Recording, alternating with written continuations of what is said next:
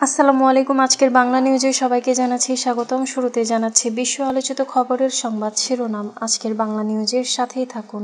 অধিকৃত পশ্চিম তীর থেকে পূর্ব জেরুজালেমকে বিচ্ছিন্ন করতে ইসরায়েলের কঠোর ডানপন্থী অর্থমন্ত্রী বেজালেল স্ট্রেটরিচ একটি নতুন বসতি নির্মাণ পরিকল্পনা ঘোষণার পর অঞ্চলটিতে দখলদার বাহিনীর আক্রমণ ও গ্রেফতার বেড়েছে। আলাস্কা সম্মেলনের আগে যুক্তরাষ্ট্রের প্রতি পূর্ণ আস্থা প্রকাশ করেছেন ইউক্রেনের প্রেসিডেন্ট ভলোদিমির জেলেনস্কি। লেবাননের হিজবুল্লাহর মহাসচিব শেখ নাঈম কাসেম স্পষ্ট জানিয়েছেন, ইসরায়েলি দখলদারিত্ব শেষ না হওয়া পর্যন্ত প্রতিরোধ আন্দোলন অস্ত্র সমর্পণ করবে না। ভারত নিয়ন্ত্রিত জম্মু কাশ্মীরে আকস্মিক ভারী বৃষ্টিতে শ্রেষ্ঠ বন্যা ও ভূমিধসে মৃতের সংখ্যা বেড়ে ৬৫ জনে দাঁড়িয়েছে। নিখোঁজ রয়েছেন প্রায় ২০০ জনের মতো। ভারতের আসাম রাজ্যের বিজেপি সরকার তীব্র বিতর্ক সত্ত্বেও আদিবাসীদের হাতে আগ্নেয়াস্ত্র তুলে দেওয়ার কাজ শুরু করেছে। বাঙালি মুসলিমদের নিশানা করে কি আসামে আদিবাসীদের অস্ত্র দিচ্ছে রাজ্য সরকার? সংস্কার, বিচার ও পিআর ছাড়া নির্বাচন মানবে না জনগণ, বলেছেন বাংলাদেশ জামায়াতে ইসলামীর সেক্রেটারি জেনারেল ও সাবেক সংসদ সদস্য মিয়া গোলাম পরোয়ার। এতক্ষণ শুনছিলেন বিশ্ব আলোচিত খবরের সংবাদ শিরোনাম। এবার বিস্তারিত। ইসরায়েলের মন্ত্রীর ঘোষণার পর পশ্চিম তীরে আক্রমণ ও গ্রেফতার বাড়িয়েছে দখলদাররা। অধিকৃত পশ্চিম তীর থেকে পূর্ব জেরুজালেমকে বিচ্ছিন্ন করতে ইসরায়েলের কঠোর ডানপন্থী অর্থমন্ত্রী বেজালেল স্ট্রেটরিচ একটি নতুন বসতি নির্মাণ পরিকল্পনা ঘোষণার পর অঞ্চলটিতে দখলদার বাহিনীর আক্রমণ ও গ্রেফতার বেড়েছে। পরিকল্পনা অনুযায়ী পশ্চিম তীরের মা আলী আদুমি বসতি ও জেরুজালেমের মধ্যবর্তী এলাকায় ৩,৪০১টি বসতি বাড়ি নির্মাণ করা হবে। ফিলিস্তিনি গণমাধ্যমের খবর অনুযায়ী এই ঘোষণার পর কয়েক ঘণ্টায় ইসরায়েলি বাহিনী দখলকৃত পশ্চিম তীর জুড়ে গ্রেফতার অভিযান শুরু করেছে। পাশাপাশি বসতি স্থাপনাকারীদের সহিংসতাও বেড়েছে। জেনিনে ইবনে সিনা স্পেশালাইজড হাসপাতালের কাছে একটি ভবন ঘিরে ফেলে ইসরায়েলি বাহিনী। পরে দুই ফিলিস্তিনি পুরুষকে আটক করা হয়েছে। আলাস্কায় ট্রাম্প ও পুতিনের বৈঠকের আগে যা বললেন জেলেনস্কি। আলাস্কা সম্মেলনের আগে যুক্তরাষ্ট্রের প্রতি পূর্ণ আস্থা প্রকাশ করেছেন ইউক্রেনের প্রেসিডেন্ট ভলোদিমির জেলেনস্কি। সামাজিক যোগাযোগ মাধ্যম এক্সে প্রকাশিত এক বিবৃতিতে তিনি মার্কিন প্রেসিডেন্ট ডোনাল্ড ট্রাম্পের সাম্প্রতিক মন্তব্যের সাথে একমত প্রকাশ করেন। জেলেনস্কি বলেন, আজকের বৈঠক নিঃসন্দেহে অত্যন্ত গুরুত্বপূর্ণ। তার মতে এই সম্মেলন ন্যায়সঙ্গত শান্তির পথে বাস্তব অগ্রগতি এনে দিবে এবং ইউক্রেন, যুক্তরাষ্ট্র ও রাশিয়ার মধ্যে একটি ত্রিপক্ষীয় বৈঠকের সুযোগ তৈরি করবে। জেলেনস্কি জানান, রাশিয়ার অগ্রযাত্রা ঠেকাতে ইউক্রেন পূর্ব অঞ্চলে বিশেষ করে কৌশলগতভাবে গুরুত্বপূর্ণ ডনেস্ক ও জাপোরিজিয়া অঞ্চলে অতিরিক্ত সেনা পাঠাচ্ছে। সাম্প্রতিক সপ্তাহগুলিতে এই এলাকায় তীব্র লড়াই চলছে এবং ধারণা করা হচ্ছে আলাস্কা সম্মেলনের আলোচনায় এই দুটি অঞ্চল প্রধান ইস্যু হিসেবে উঠে আসবে। ইউক্রেন প্রেসিডেন্টের মতে এই বৈঠক শুধু রাজনৈতিক বার্তা দেওয়ার ক্ষেত্রেই নয়, বরং ময়দানে চলমান যুদ্ধ পরিস্থিতি পরিবর্তনের জন্য গুরুত্বপূর্ণ হতে পারে। তিনি আশা প্রকাশ করেন যুক্তরাষ্ট্রের সক্রিয় ভূমিকা রাশিয়ার উপর চাপ সৃষ্টি করবে এবং সমঝোতার পরিবেশ তৈরি করবে।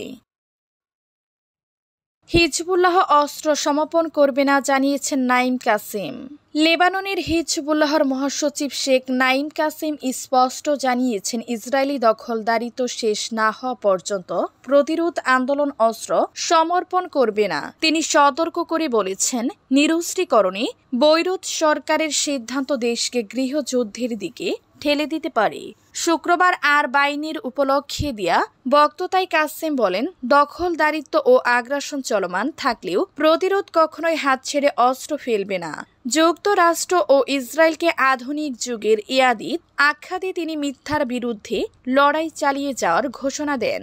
লেবানন মন্ত্রিসভার সাম্প্রতিক নিরস্ত্রীকরণ সিদ্ধান্তকে তিনি আমেরিকার নির্দেশ বাস্তবায়ন ও ইসরায়েলি প্রকল্পের সেবা হিসেবে উল্লেখ করেন। কাসিম বলেন, এই সিদ্ধান্ত দেশের প্রতিরক্ষা ব্যবস্থাকে ধ্বংস করে দিবে এবং প্রতিরোধ যোদ্ধা ও তাদের পরিবারকে হত্যা ও বাস্তুচ্যুত করার সুযোগ তৈরি করবে। তিনি সরকারকে সতর্ক করে দিয়ে বলেন, আমরা সংঘাত চাই না, কিন্তু কেউ কেউ এই দিকে দেশকে ঠেলে দিচ্ছে। যদি মুখোমুখি সংঘর্ষ চাপিয়ে দেয়া হয়, আমরা প্রস্তুত। জম্মু কাশ্মীরে বন্যা ও ভূমিধসে নিহতর সংখ্যা বেড়ে ৬৫, নিখোঁজ কয়েকশ। ভারত নিয়ন্ত্রিত জম্মু কাশ্মীরে আকস্মিক ভারী বৃষ্টিতে শ্রেষ্ঠ বন্যা ও ভূমিধসে মৃত্যুর সংখ্যা বেড়ে ৬৫ জনে দাঁড়িয়েছে।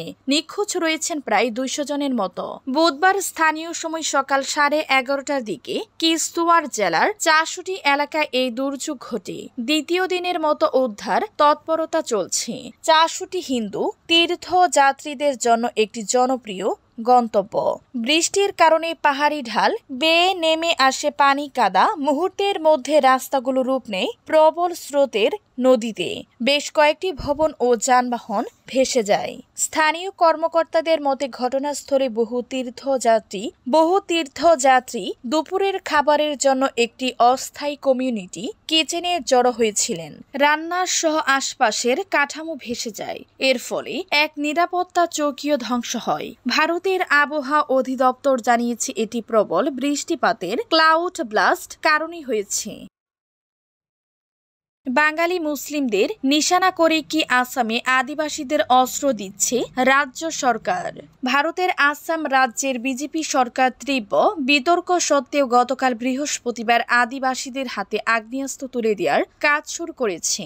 এই দিনই জানানো হয়েছে, অনলাইন আবেদন করে রাজ্যের অরক্ষিত ও প্রত্যন্ত এলাকায় বসবাসকারী মূল নিবাসী উপজাতি গোষ্ঠীর মানুষ আধুনিক আগ্নেয়াস্ত্র সংগ্রহ করতে পারবেন। ভারতের সংবাদপত্র ইন্ডিয়ান এক্সপ্রেস সহ স্থানীয় কয়েকটি সংবাদপত্রের খবরে বলা হয়, বিজেপি শাসিত রাজ্যের বিজেপি দলীয় মুখ্যমন্ত্রী হিমন্ত বিশ্ব শর্মার অতীতের একাধিক ভাষণ থেকে এটা স্পষ্ট যে অরক্ষিত এলাকা বলতে এমন অঞ্চলকে বোঝানো হয়েছে যেখানে বাঙালি বংশোদ্ভূত মুসলিমরা বসবাস করেন। সংস্কার, বিচার ও পিআর ছাড়া নির্বাচন মানবে না জনগণ, জানিয়েছেন গোলাম পরোয়ার। বাংলাদেশ জামায়াতে ইসলামীর সেক্রেটারি জেনারেল ও সাবেক সংসদ সদস্য মিয়া গোলাম পরোয়ার বলেছেন, রাষ্ট্র কাঠামোর সংস্কার, হাজারো ছাত্র জনতার হত্যার বিচার এবং আনুপাতিক প্রতিনিধিত্ব পিআর পদ্ধতিতে নির্বাচন ছাড়া দেশের জনগণ আর কোনো নির্বাচন মেনে নেবে না। শুক্রবার 15 আগস্ট বিকেলে খুলনার ফুলতলা উপজেলার দামোদর ইউনিয়নের 1 ও 2 নম্বর ওয়ার্ডে পৃথক ভোটার সমাবেশে প্রধান অতিথির বক্তব্যে তিনি এসব কথা বলেন। মিয়া গোলাম পরোয়ার বলেন, শেখ হাসিনার শাসনামল ছিল ঘুম, খুন, নির্যাতন ও বিরোধী মত দমনের এক দুঃসময়। এমনকি সামাজিক যোগাযোগ মাধ্যমে মত প্রকাশের স্বাধীনতা ছিল না। তিনি আবরার ফাহাদের হত্যার উদাহরণ নিয়ে বলেন, শত শত বিরোধী দলের কর্মীকে হত্যা করা হয়েছে। আমিও 7 বছরের বেশি